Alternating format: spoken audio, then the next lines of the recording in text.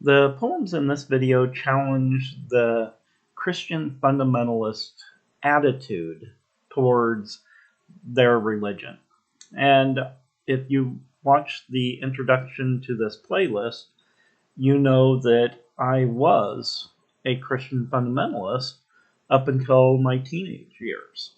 Then I became an atheist with a fundamentalist attitude, and it wasn't until I started teaching that I became an agnostic philosopher.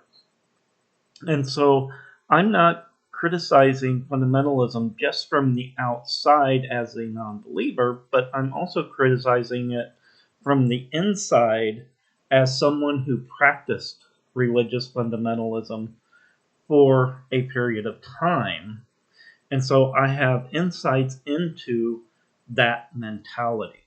I also recognize the flaws inherent in that mentality. And so I'm not just being critical for the sake of being critical, and I'm not attacking the religion from the outside and just that. I'm looking at it from the perspective of someone who was in that position before and no longer is. So I hope you enjoy them. Fundamentalism. They claim to know the truth, but lie. It isn't possible. So why do they insist on forcing others to agree? I wish they'd bother someone else. They knock on my front door with pamphlets claiming Christ has saved us all. My sins are mine, not Christ's, regardless of the truth they claim to know. If Jesus lived today, they'd try converting him, but he'd deny intolerance with every breath he took. Forgiveness comes, not wrath. These truths are lost amid the lies they claim to know. Dead dogma is not my term.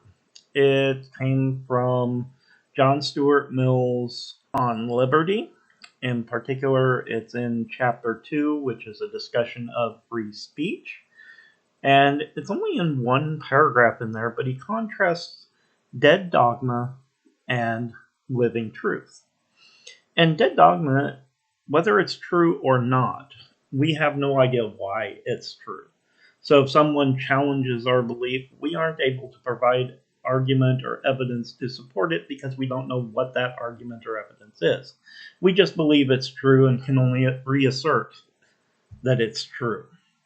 Whereas living truth is one where we can defend it against arguments that challenge it because we know why it's true. We can explain why it's true. We can justify it with sound arguments and with evidence that would be acceptable to others.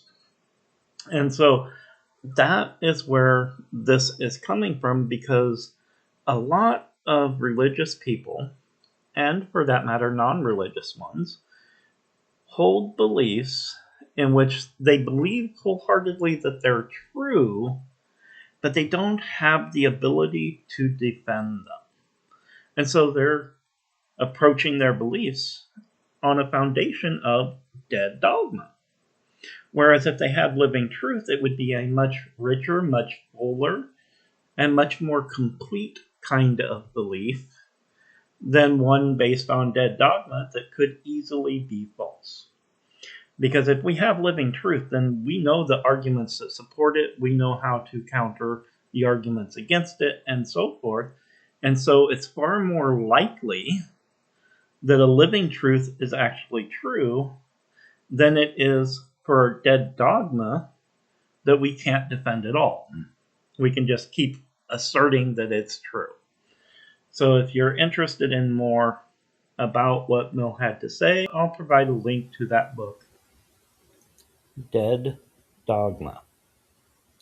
The sacred words, the holy plan, were sung by God and heard by man. The words of truth were understood by all who heard the voice of God. Then God grew silent, distant, and the song was lost. The words were known. A man had chiseled them in stone, but what they meant was gone. They read the sacred words aloud and praise his truth, but when hard pressed to tell us what they mean, they can't. Their words are empty, dead dogma. Their truth, forgotten, hidden in the melody and song of sacred words.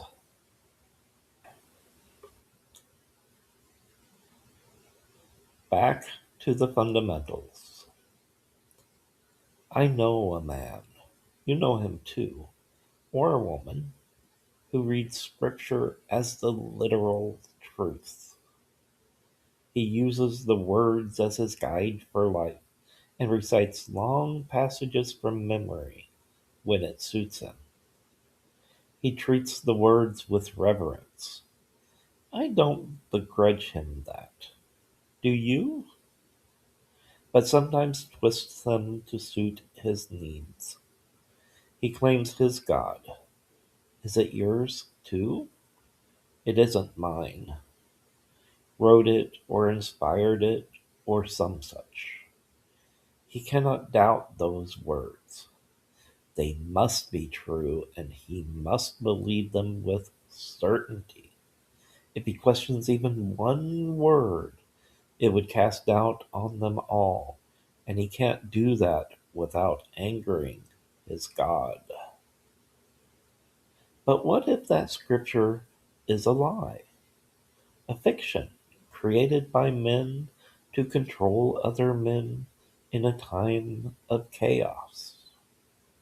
What if a different scripture is the one that is true, or none of them, and he is following the rantings of a false prophet, a mad prophet? Now, were you thinking of the Bible, the Quran, the Bhagavad Gita, or some other scripture? And is there really any difference? Mirror image.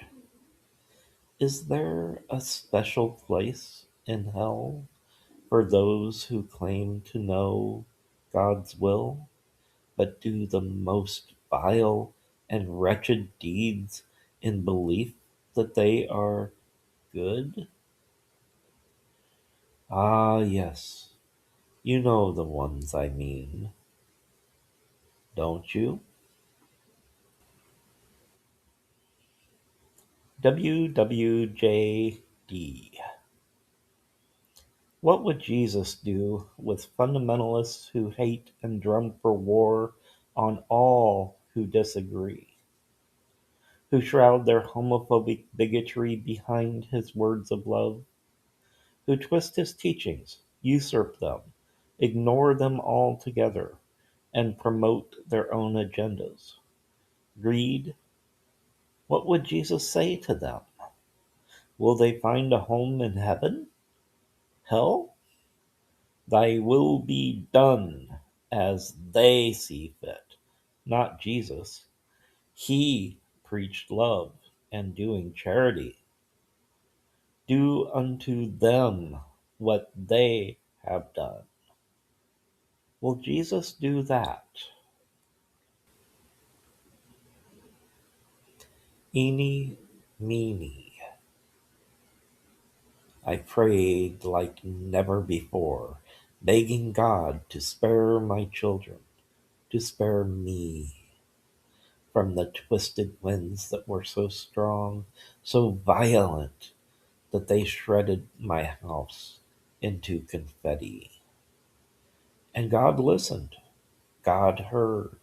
Next door, my neighbor, who sits in the pew beside me every Sunday and bleats out the hymns with love trembling in her voice, prayed for her children with equal fervor, offering up her own life for theirs as she begged for a miracle that never came.